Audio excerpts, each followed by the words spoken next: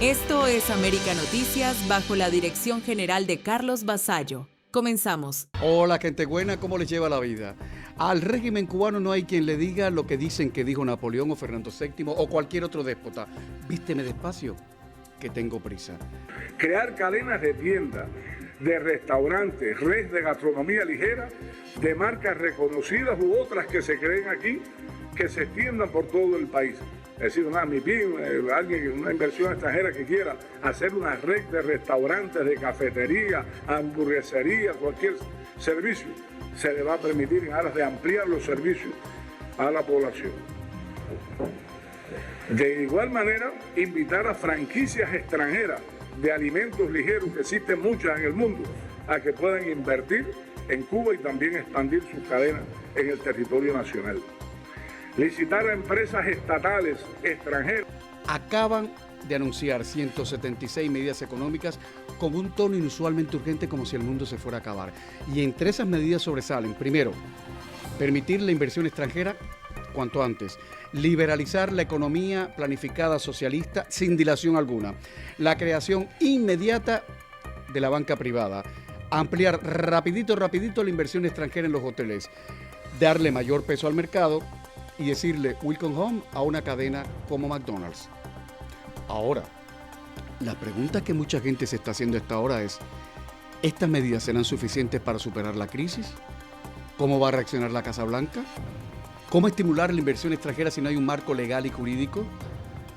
Pero además, ¿qué recursos humanos le queda a Cuba cuando en los últimos 2 años han emigrado más de 2 millones de personas? Y por cierto, otra pregunta que tenemos que hacernos, porque es un escenario posible. ¿Con estas medidas Cuba no estará de alguna manera reproduciendo el esquema soviético o postsoviético, cuando la Rusia postsoviética convirtió a los jerarcas del Partido Comunista en ultrarricos, en mafiosos ultrarricos? Porque eso puede pasar perfectamente en Cuba, ¿eh? Los que están ahora en el poder serán los magnates de mañana. Raúl Castro apoya las medidas y el Cangrejo, su nieto, ha hecho declaraciones bastante inusuales porque nunca habla sobre las medidas. Por cierto, tenemos un reportaje más adelante en este informativo. Díaz-Canel dice que este corre-corre económico es porque el país está viviendo las horas más difíciles de este siglo. Pero volvió con la letanía antiimperialista y dijo que Cuba no cede a las presiones yanquis. Por cierto, todo esto está pasando 48 horas después que el vicepresidente Vance dijera: le pedimos a los cubanos medidas inteligentes. En la calle ya saben ustedes que hay otro tono, porque el hartazgo es mayor que el miedo. Las protestas siguen electrizando las principales ciudades en Cuba. En Santiago de Cuba y en La Habana la gente va a protestar a las sedes del Partido Comunista. Eso pasó en El Cotorro, la policía le entró a golpe a la gente. Pasó en el reparto Flores en Santiago de Cuba, la policía hizo tiros al aire. En otros sitios, en el barrio habanero del Hueco, la gente hizo la cacerolada. Después de 36 horas sin electricidad, hicieron un fuego en la calle. Una mujer gritaba: ¿hasta cuándo? ¿Hasta cuándo? Otros decían que se vayan, que nos dejen, que se vayan. Pero la mejor expresión que he visto en redes sociales es una mujer harta que dijo que Donald Trump tire su bomba y nos morimos todos, que eso es mejor que morirse de hambre. En fin, la verdad es que en Cuba siempre ha habido espacio para la comedia. Lo digo porque ahora la agencia turística Habana Tour está vendiendo un paquete turístico para celebrar el centenario de Fidel Castro. No tengo el dato de cuánto cuesta el paquete, y yo sé que todos ustedes que me están viendo en la televisión están muy interesados en ese paquete. En cuanto tenga el dato, se los cuento aquí. Segunda comedia, el gobierno anuncia un aumento del sueldo mínimo. Ahora equivale a $4.67.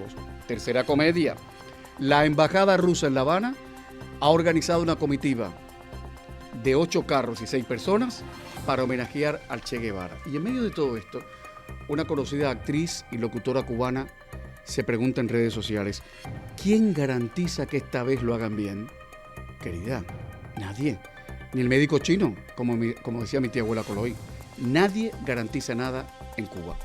Ahora, si les parece bien, titulares. Cuba vuelve al centro del radar de Washington.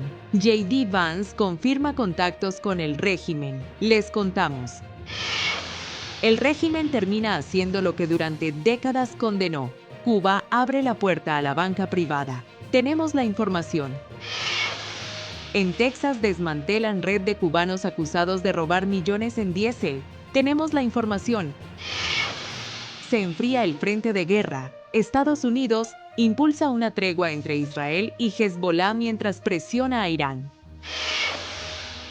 Además, Camilo Egaña analiza junto al investigador y escritor Ricardo González Corpancho los archivos desclasificados sobre ovnis y lo que el gobierno de Estados Unidos sabe hasta hoy. Félix Guillermo conversa con Rosy Cordero Stutz, sheriff de Miami-Dade. Miami superó su primera prueba del Mundial, el balance del operativo y la polémica de las multas. Información confiable y al momento, aquí en América Noticias.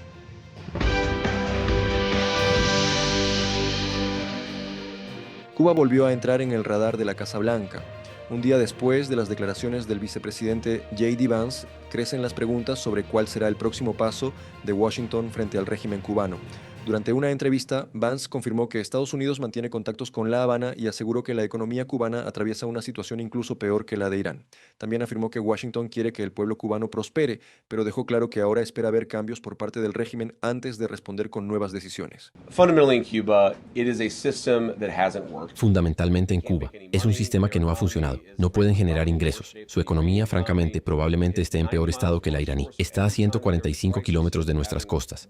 Así que cada vez que hay una crisis, terminamos teniendo refugiados desesperados o gente desesperada, ya saben, que no pueden alimentar a sus familias intentando llegar a nuestro país. Queremos que el pueblo cubano sea feliz y próspero. De hecho, estamos hablando con el gobierno iraní, o mejor dicho, cubano, sobre cómo podrían cambiar sus prácticas para lograrlo. Vamos a ver qué hacen. Y obviamente, si hacen algo, nosotros haremos algo. Si toman decisiones acertadas, tendremos una relación mucho mejor con esa isla. Sus declaraciones llegan después de que el presidente Donald Trump afirmara que, tras el acuerdo con Irán, Cuba es la próxima. Una frase que disparó las especulaciones sobre la estrategia que podría seguir la Casa Blanca en las próximas semanas. Por ahora no se conocen los detalles de esos contactos ni existe un anuncio oficial sobre nuevas medidas. Sin embargo, las palabras del vicepresidente confirman que Cuba vuelve a ocupar un lugar importante dentro de la agenda de Washington en un momento especialmente delicado para la dictadura. Al mismo tiempo, el régimen intenta proyectar una imagen de apertura con anuncios de reformas económicas mientras continúa bajo una fuerte presión internacional. La gran incógnita ahora es cómo reaccionará la dictadura cubana. ¿Buscará responder a las señales enviadas desde Washington o mantendrá la misma línea de confrontación que ha caracterizado la relación entre ambos gobiernos? Las declaraciones de J.D. Vance dejaron un mensaje claro. Cuba volvió a estar sobre la mesa en la Casa Blanca. Lo que ocurra en los próximos días podría marcar el rumbo de una relación que vuelve a entrar en una etapa de alta expectativa para millones de cubanos dentro y fuera de la isla. Soy José Pérez para América Noticias. Después de más de 6 décadas defendiendo el monopolio absoluto del Estado sobre el sistema financiero, el régimen cubano acaba de dar un giro histórico. La dictadura autorizó por primera vez en décadas la creación de banca privada como parte de un amplio paquete de reformas económicas aprobado por el Partido Comunista. Necesitamos un sistema financiero que acompañe la economía, facilite pagos, transparente las operaciones y convierta el ahorro, el crédito y la inversión en herramientas concretas de desarrollo. Para eso, Cuba necesita bancos más ágiles, más digitales, más cercanos a la gente y más útiles para quienes producen, exportan, importan, invierten o emprenden. El anuncio llega acompañado de otro viejo discurso. Miguel Díaz-Canel volvió a repetir la frase de Fidel Castro de que hay que cambiar todo lo que deba ser cambiado, insistiendo en que las transformaciones buscan garantizar la continuidad del sistema socialista y no sustituirlo. La paradoja es evidente.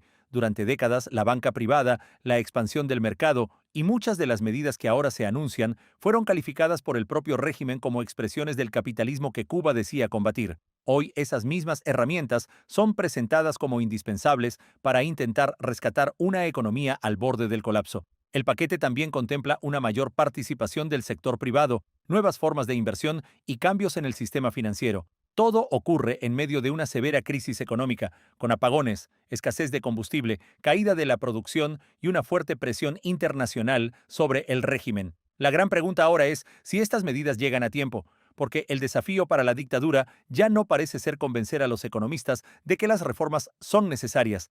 El verdadero reto será convencer a los cubanos de que, después de décadas rechazando estos cambios, ahora sí pueden resolver una crisis que lleva años agravándose, informó Camilo Labastilla para América Noticias.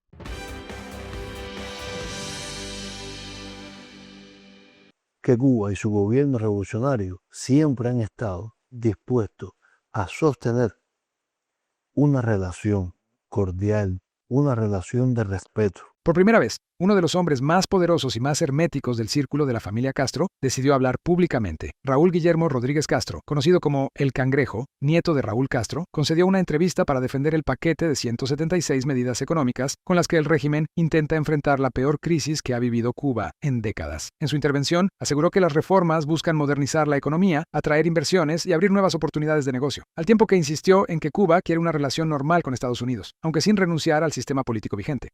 Que por qué no debiera llegar a una relación normal y natural. Cuba no representa la más mínima amenaza a los intereses y a la seguridad nacional de los Estados Unidos. La aparición de El Cangrejo no pasa desapercibida. Durante años ha sido considerado una de las figuras con mayor influencia dentro del poder cubano, pero siempre había permanecido lejos de las cámaras.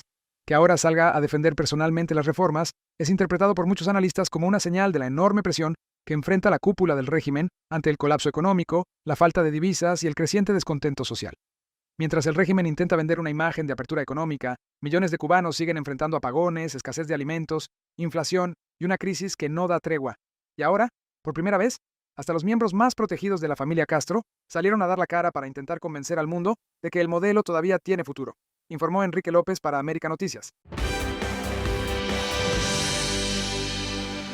Después de días de intensos combates, Israel y Hezbollah acordaron renovar el alto el fuego en el Líbano en un intento por evitar una escalada aún mayor en Medio Oriente. La tregua fue negociada con la mediación de Estados Unidos y Qatar, mientras continúan los esfuerzos diplomáticos para contener el conflicto. El anuncio llega tras una jornada especialmente violenta. 4 soldados israelíes murieron en un ataque atribuido a Hezbollah, y posteriormente bombardeos israelíes dejaron al menos 21 muertos en el sur del Líbano. En paralelo, el vicepresidente estadounidense J.D. Vance decidió posponer el viaje previsto a Suiza para mantener conversaciones con Irán, mientras Washington concentra sus esfuerzos en estabilizar la situación regional y evitar que el conflicto se extienda. Nuestro mensaje a los israelíes, al igual que nuestro mensaje a todos los demás, es que queremos fundamentalmente que este proceso de paz sea beneficioso para ustedes. La primera es que Donald J. Trump es el único jefe de Estado en todo el mundo que siente simpatía por la nación de Israel en este momento.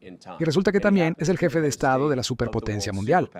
Otro dato relevante es que el tránsito de buques por el estrecho de Hormuz comenzó a recuperarse. 25 embarcaciones comerciales cruzaron la estratégica ruta marítima el jueves, la cifra más alta desde abril, después de que el temor a un cierre por parte de Irán redujera significativamente el tráfico durante los peores momentos de la crisis. Aunque el ejército israelí evitó confirmar oficialmente el alto el fuego, diversas fuentes diplomáticas sostienen que el acuerdo ya está en marcha. Irán, por su parte, condicionó cualquier avance en sus contactos con Estados Unidos a que la tregua en el Líbano se mantenga. Por ahora, la prioridad de Washington sigue siendo evitar una nueva escalada militar. Si el alto el fuego se mantiene, podría abrirse una nueva etapa para la diplomacia en Medio Oriente. Si fracasa, el riesgo de una expansión del conflicto volverá a aumentar. Informó Leticia Grao para América Noticias. Jonathan Muir ya no es solamente el adolescente de 16 años encarcelado por el régimen cubano. Ahora su nombre forma parte oficialmente de la presión diplomática de Estados Unidos. El Departamento de Estado exigió su liberación inmediata y lanzó un mensaje que va mucho más allá de un solo caso. Ningún menor debe estar preso por ejercer sus derechos y mucho menos permanecer encarcelado sin recibir la atención médica que necesita. Pero la preocupación no termina ahí.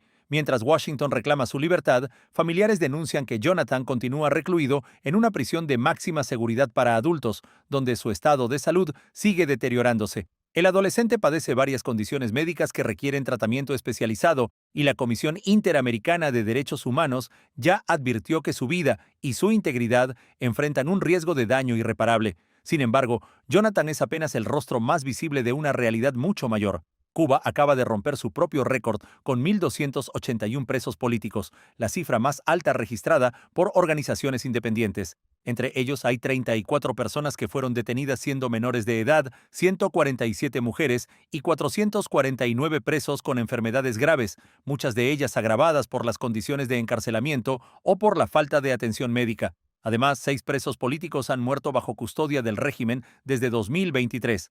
Para organizaciones internacionales, estas cifras reflejan que la represión no disminuye. Por el contrario, continúa ampliándose mientras aumentan las denuncias por torturas, hacinamiento, falta de medicamentos y condiciones inhumanas dentro de las cárceles cubanas. Jonathan Muir tiene apenas 16 años y hoy representa el rostro más conocido de esa estadística, pero detrás de él hay 1.280 cubanos más que siguen encarcelados por motivos políticos. La pregunta ya no es únicamente si Jonathan será liberado. La pregunta es, ¿cuánto tiempo más podrá el régimen sostener el mayor número de presos políticos de América mientras crecen las denuncias internacionales y aumenta la presión sobre La Habana? Informó Camilo Lavastilla para América Noticias.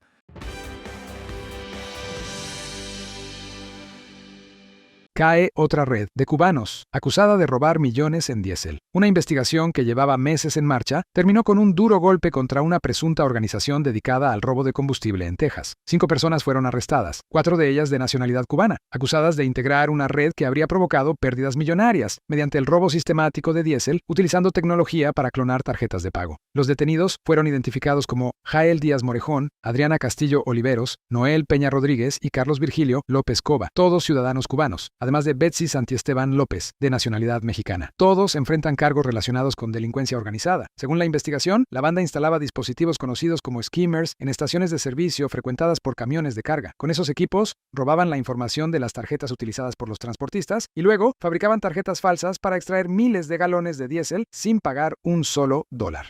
Las autoridades aseguran que el grupo operaba varias noches por semana y podía sustraer hasta 2.500 galones de combustible en una sola jornada. Posteriormente, revendían el diésel en el mercado negro, obteniendo enormes ganancias mientras las pérdidas recaían sobre empresas de transporte, bancos y distribuidores de combustible. Los investigadores estiman que con esta operación evitaron un fraude adicional cercano a $10 millones.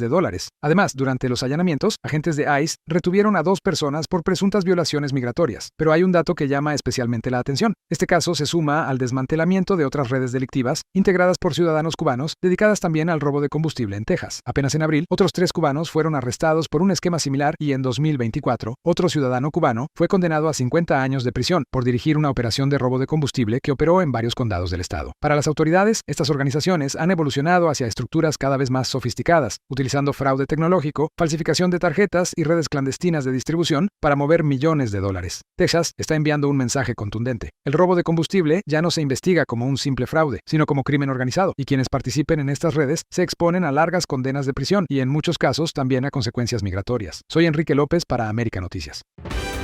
Noticias en un minuto. La cantante cubana Halel Genesis encendió este jueves sus redes sociales con una nueva sesión de fotos en bikini desde Miami. Pero lo que más llamó la atención de sus seguidores no fue solo su figura, sino la confesión que acompañó las imágenes. Caballero, ayer yo vi un tiburón al lado del jet ski. Se los juro que miedo, pero sobreviví. Las fotografías, tomadas bajo un sol radiante con cielos despejados, incluyen una toma al atardecer en la que Halel aparece junto a otra persona sobre una moto acuática, con el horizonte teñido de tonos dorados. Esta publicación llega apenas 2 semanas después de su viaje a Cuba para actuar en el Festival Inicio del Verano 2026 en el Hotel Resonance Music de Varadero, una presentación que se hizo viral por la tibia reacción del público presente. La artista ha convertido las sesiones de fotos en uno de sus sellos de contenido durante 2026. Rogelio Enrique Bolufé Izquierdo, exoficial del Ministerio del Interior de Cuba y antiguo miembro del aparato de seguridad de Fidel Castro, habría sido deportado de Estados Unidos después de pasar varios meses bajo custodia migratoria. Su caso generó fuerte atención dentro de la comunidad cubana por tratarse de una figura polémica, vinculada durante años al poder en la isla y luego presentada públicamente como opositor tras salir de Cuba. La situación legal de Bolufé se complicó desde su arresto en Miami-Dade por posesión de cocaína, a lo que se sumó un estatus migratorio irregular, ya que distintos reportes indicaban que no tenía residencia, visa ni permiso de trabajo en territorio estadounidense. Aunque durante meses se habló de una posible deportación hacia un tercer país como México o Ecuador, las versiones más recientes apuntan a que su expulsión ya se habría concretado. El caso vuelve a poner sobre la mesa el escrutinio que enfrentan en Estados Unidos antiguos funcionarios cubanos con pasado dentro de los órganos de poder del régimen.